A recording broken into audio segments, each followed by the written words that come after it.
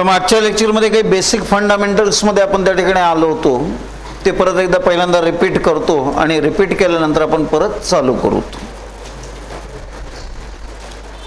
कुठलाही चार्ज असो, पोल असो किंवा मास असो, हे आपल्या भोवती फील्ड तयार करतो आणि या फील्डची स्टडी आपण त्या ठिकाणी दोन फॉर्मॅटमध्ये करतो, either in the vector form और in the scalar form.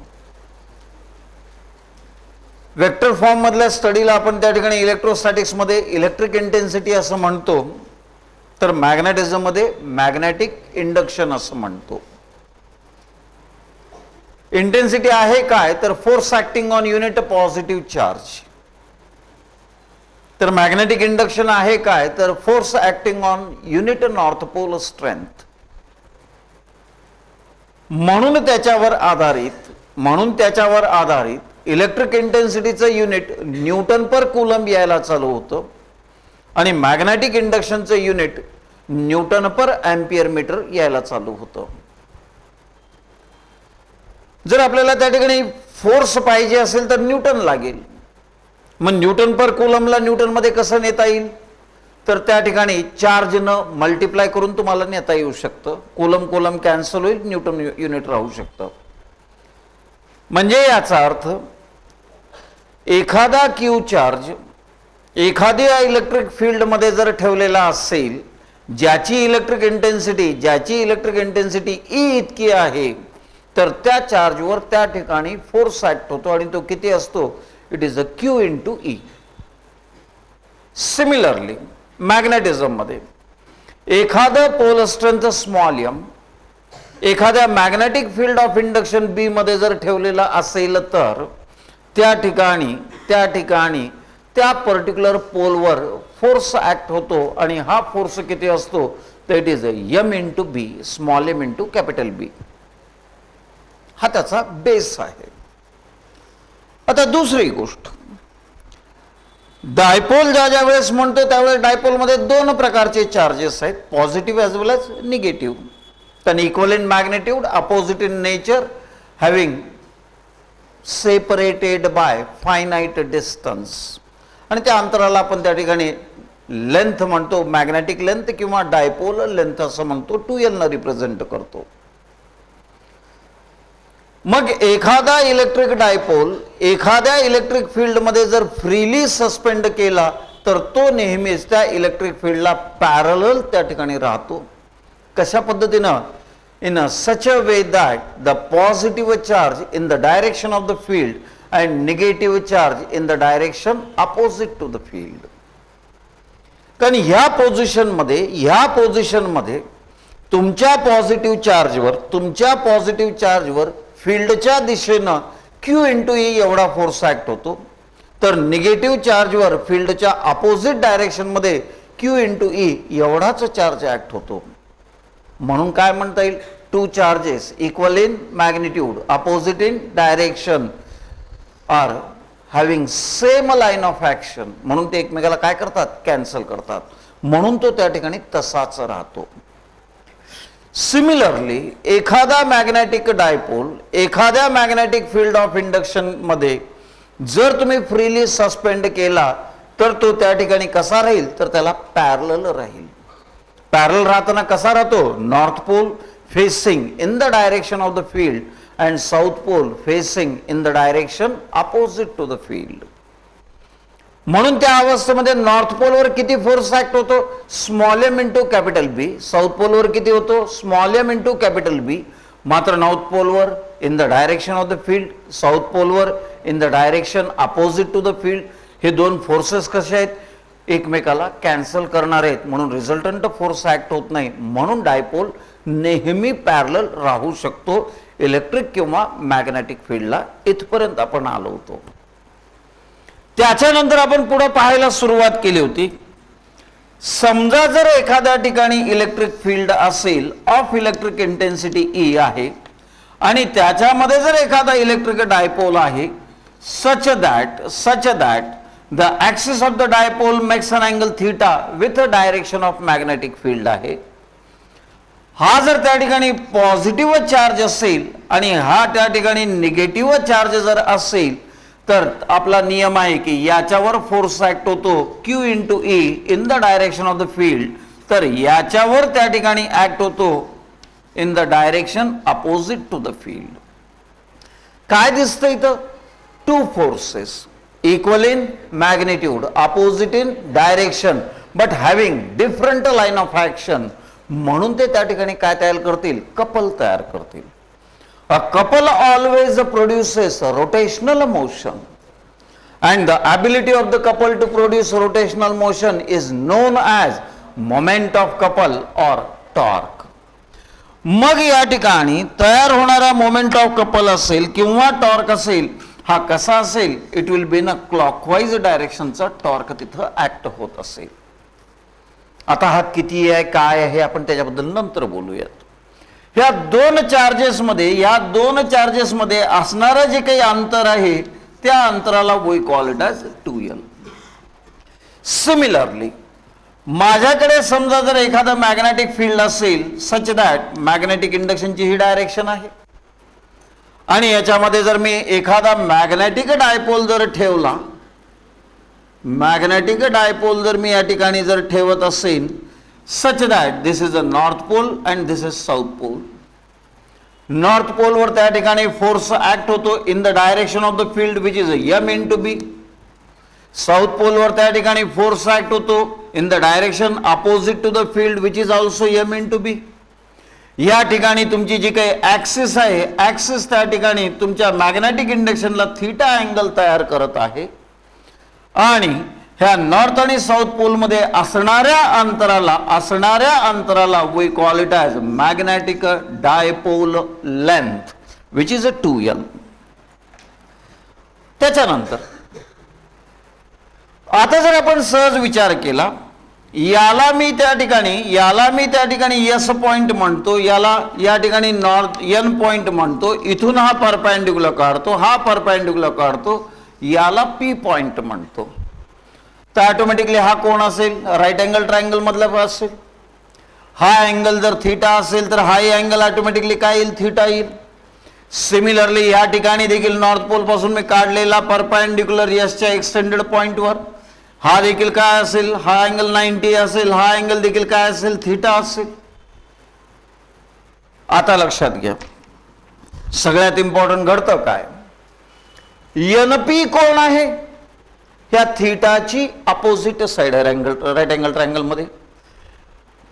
SP कोण आहे? या थीटाची ऍडजेसंट साइड आहे या राईट अँगल ट्रायंगल मध्ये. ज्या वेळेस एखादा कपल ऍक्ट होत असतो तर त्याच्यावर ऍक्ट होणारा टॉर्क किती असतो? तर torque is nothing but magnitude of any one of the force multiplied by the perpendicular distance between two forces. याला म्हणतो मोमेंट ऑफ कपल किंवा टॉर्क असं म्हणतो. सिमिलरली इथं काय असेल? टॉ इज इक्वल टू काय असेल? Magnitude of any one of the force multiplied by काय असेल या ठिकाणी? The perpendicular distance between two forces. एक फोर्स असा आहे, एक फोर्स असा आहे, म्हणून दोघांमधलं परपेंडिक्युलर डिस्टन्स काय असेल? एनपी असेल. या ठिकाणचं हे परपेंडिक्युलर डिस्टन्स आहे टू फोर्सेस मधलं. या ठिकाणी देखील या दोन फोर्सेस मधलं लाईन ऑफ ऍक्शन मधलं हे परपेंडिक्युलर डिस्टन्स आहे एनपी. म्हणजे याचा अर्थ या ठिकाणी काय असेल? कुठल्याही एका फोर्सची मॅग्निट्यूड घ्या Q into E multiplied by perpendicular distance length त्या ठिकाणी असेल एनपी असेल. सिमिलरली या ठिकाणी काय असेल? Small M into capital B multiplied by length काय असेल? लेंथ त्या ठिकाणी असेल, परत इथं देखील एनपी असेल. एनपी कोण आहे? एनपी थीटाची अपोजिट साइड आहे. याचा हायपोटेन्यूस किती आहे? 2l इतका आहे. मग अपोजिट साइन घेण्यासाठी आपण कुठलं फंक्शन वापरतो? We use sine function. याचा अर्थ मला या ठिकाणी sine theta is equal to या दोघांसाठी मला कॉमन लिहिता येईल. What is a sine theta? Opposite side which is a NP divided by hypotenuse. दोघांचा हायपोटेनियस किती आहे तिथं? 2l. म्हणजे एनपी ची व्हॅल्यू किती असेल? 2l sine theta. म्हणजे याचा अर्थ या ठिकाणी क्यू इंटू ई इंटू या ठिकाणी 2l साइन थिटा असेल. सिमिलरली या ठिकाणी small M into capital B multiplied by हा 2l साइन थिटा असेल. Q into 2l, magnitude of any one of the charge multiplied by dipole length. What is this? It is electric dipole moment. Small m into 2l. What is a small m into 2l? It is a polar strength multiplied by magnetic dipole length. What is that? It is a magnetic dipole moment. मग हा जर त्या ठिकाणी electric dipole moment असेल तर हा P असेल आणि हा P असेल तर P into E into sine theta असेल. या ठिकाणी हा कोण असेल capital M into capital B into sine theta असेल. कॅपिटल M किंवा कॅपिटल P हे कोण आहेत? हे वेक्टर आहेत. कॅपिटल M किंवा कॅपिटल P हे दोघं कोण आहेत? हे दोघे वेक्टर आहेत. जर हे वेक्टर असतील तर त्यांची डायरेक्शन कशी आहे? तर कॅपिटल P ची डायरेक्शन आहे it is always directed from negative to positive charge. म्हणजे ज्याचा अर्थ ही डायरेक्शन असेल कॅपिटल P ची, तर ही डायरेक्शन असेल तुमची कुणाची? कॅपिटल M ची डायरेक्शन असेल. मग आता या ठिकाणी काय दिसतंय? P वेक्टर आहे, तुमचा E वेक्टर आहे आणि या P आणि E वेक्टर मधला अँगल थीटा आहे, त्याच्याबरोबर साइन फंक्शन आहे. इथं देखील M वेक्टर आहे, B वेक्टर आहे आणि ह्या M वेक्टर आणि B वेक्टर याच्या मधला अँगल देखील किती आहे? थीटा आहे. मग इथं साइन थीटा आहे. याचा अर्थ कंपल्सरी कुठला प्रॉडक्ट असणं गरजेचं आहे? क्रॉस प्रॉडक्ट किंवा वेक्टर प्रॉडक्ट असणं गरजेचं आहे. कारण का? कारण torque is a vector quantity. जर टॉर्क ही वेक्टर क्वांटिटी असेल आणि उजव्या बाजूला दोन वेक्टर दिसत असतील, त्यांच्याबरोबर साइन फंक्शन जर असेल तर कंपल्सरी क्रॉस प्रॉडक्ट असेल. डाव्या बाजूला वेक्टर आहे, उजव्या बाजूला दोन वेक्टर आहेत, त्या दोन वेक्टर बरोबर साइन फंक्शनचा अँगल आहे, म्हणजे त्या दोन वेक्टरचा कंपल्सरी काय असणं गरजेचं आहे? क्रॉस प्रॉडक्ट असणं गरजेचं आहे. आता क्रॉस प्रॉडक्ट मध्ये आपण नियम लिहितो vector A cross vector B. याला म्हणतो का is equal to vector B cross vector A? म्हणता येईल का तुम्हाला? नाही. का बरं नाही म्हणतायत? कारण डायरेक्शन इज अपोजिट. म्हणजे याचा अर्थ वेक्टर पी क्रॉस ई एकतर ते बरोबर असेल किंवा वेक्टर ई क्रॉस पी ते बरोबर असेल. दोन्ही बरोबर असतील का? शक्यच नाही. या दोन्हीपैकी काहीतरी एक बरोबर असेल. सिमिलरली इथं वेक्टर एम क्रॉस वेक्टर बी ते बरोबर असेल आणि नसेल तर vector B cross vector M असेल. दोन्ही बरोबर येतील काहीतरी? नाही, कोणीतरी एक येईल. आता लक्ष द्या इकडं. मी याला असं केलं, मग माझा हात, हा वेक्टर कोण आहे? पी चा वेक्टर आहे. हा वेक्टर कोण आहे? ई चा वेक्टर आहे. त्या दोघांमधला हा अँगल कोण आहे? थीटा आहे. टॉर्क कसा जाणार आहे? असा जाणार आहे. असा जाणार आहे म्हणजे याचा अर्थ कसा आहे? क्लॉकवाईज आहे. जर क्लॉकवाईज जाणार असेल तर मला पी कडून ई कडे यावं लागेल का ई कडून पी कडे जावं लागेल? मग या ठिकाणी मला उत्तर काय लिहिता येईल? Vector tau is equal to what? Vector P cross vector E. Similarly इकडे काय लिहू मग? Vector tau is equal to vector M. Yes or no? ह्या डायग्राम काढली होती पण त्यातले काही पॉइंट्स त्या डायग्राम मधले राहिले होते काढायचे, ते कंप्लीट करा. इथले कंप्लीट करा आणि खालच्या बाजूला लिहिण्याच्या पूर्वी पहिल्यांदा डायग्राम कंप्लीट करा. 2 वाक्य लिहून देतो दोन्ही बाजूला आणि मग खालची बाजू लिहायला चालू करा. डायग्राम मध्ये काही शिल्लक राहिले का चेक करा. तुमच्या बोर्डावर जी डायग्राम आहे त्या पद्धतीने कंप्लीट करून घ्या.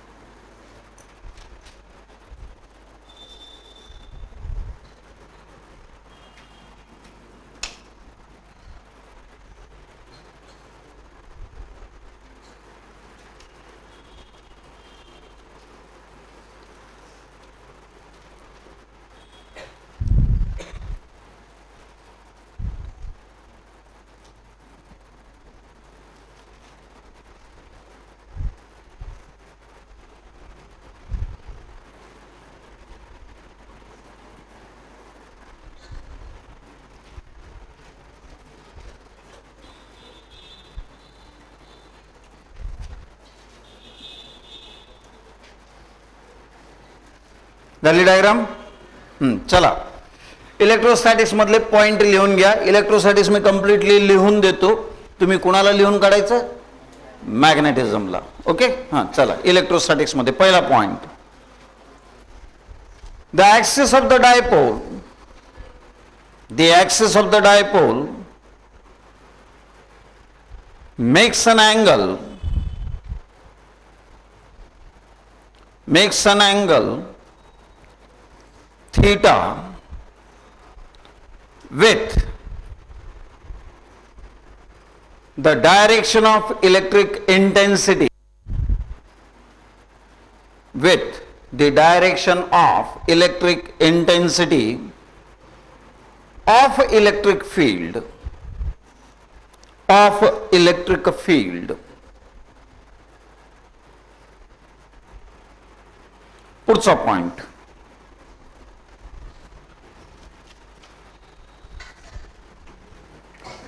forces. Next point, forces Q into E, small q into capital E, acts on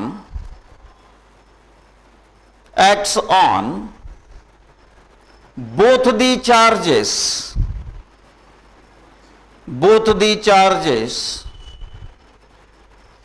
which forms a couple,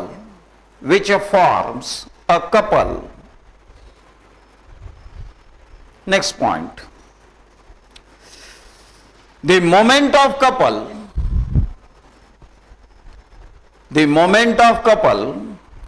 or the torque is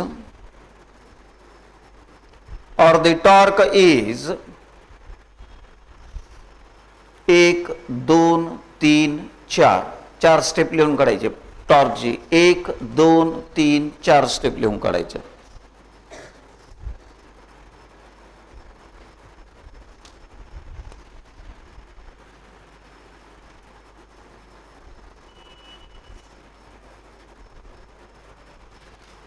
म्हणजे आपलं एक युनिट संपलं. कुठलं? Torque acting on an electric dipole in an electric field.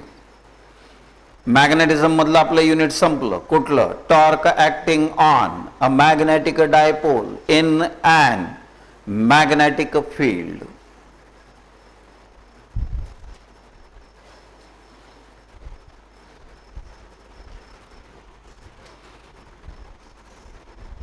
चार ओळी लिहिल्या, खाली लिहायचं इथं इन वेक्टर फॉर्म म्हणायचं आणि शेवटचं लिहून टाकायचं.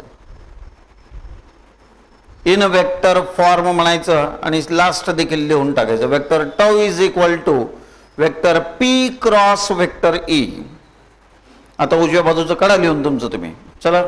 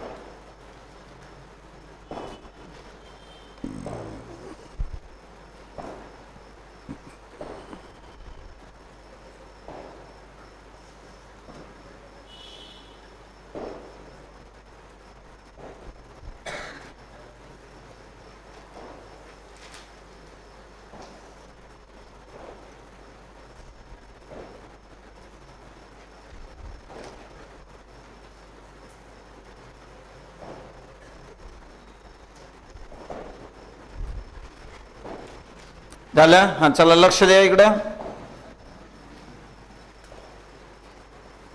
आता आपण इक्वेशन तयार केलं होतं vector tau is equal to P into E into sine theta, आणि इकडच्या बाजूला आपण लिहिलं होतं M into B into sine theta. इथं मला दोन कंडिशन तुम्हाला लिहायची इच्छा आहे. जर हा डायपोल मी या ठिकाणी असा परपेंडिक्युलर जर ठेवला असता, थीटाची किंमत त्या ठिकाणी काय झाली असती 90, साइन 90 ची किंमत काय राहिली असती 1. म्हणजे याचा अर्थ पहिल्या कंडिशन मध्ये थीटा इज इक्वल टू 90 असताना टाऊची किंमत त्या ठिकाणी पी इंटू ई राहिली असती, आणि हा ऍक्ट होणारा टॉर्क त्या ठिकाणी कसा राहिला असता मॅक्सिमम. समजा हे डायपोल जर त्या ठिकाणी पॅरलल ठेवलं असतं, कसं पॅरलल, किंवा हा डायपोल अँटी पॅरलल जर ठेवला असता, तर पॅरलल जर ठेवला असता तर थीटा 0 झाला असता, अँटी पॅरलल जर ठेवला असता तर थीटा 180 झाला असतं. म्हणजे याचा अर्थ सेकंड केस मध्ये पॅरलल और अँटी पॅरलल असताना थीटाची किंमत 0/180 होते. Sine 0 is 0, sine 180 is also 0. म्हणजे अशा अवस्थेमध्ये त्याच्यावर टॉर्क ऍक्ट होत नाही, किंवा the torque acting is what minimum, किंवा no torque act on the dipole. म्हणून याच्याबद्दल लिहा खाली, इलेक्ट्रोस्टॅटिक्स मध्ये लिहायचं, त्याच्यावरून तुमचं तुम्ही मॅग्नेटिझमचं लिहून काढायचं. इलेक्ट्रोस्टॅटिक्स मध्ये केस 1, if the electric dipole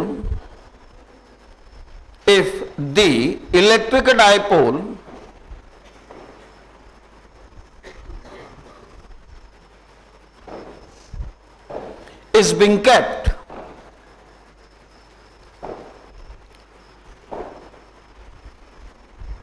perpendicular to the direction of electric field, perpendicular to the direction of electric field, comma टाका, खाली लिहा theta is equal to 90, sine theta is equal to 1, म्हणून tau is equal to P into E,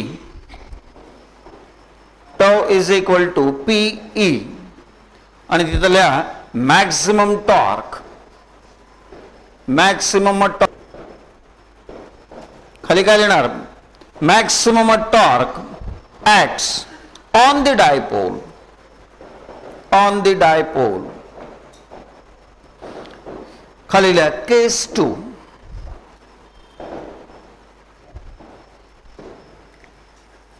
if the dipole is being kept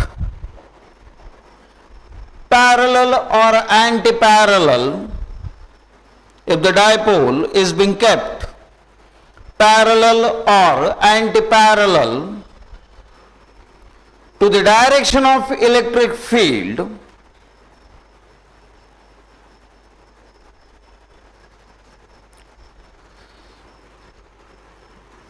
खालच्या ओळीतल्या theta is equal to 0/180, comma sine theta is equal to 0, म्हणून tau is equal to 0. म्हणून खाली लिहा minimum किंवा no torque acts on the dipole, no torque acts on the dipole. चला उजव्या बाजूचा मॅग्नेटिझमचं लिहून काढा तर तुमचं तुम्ही.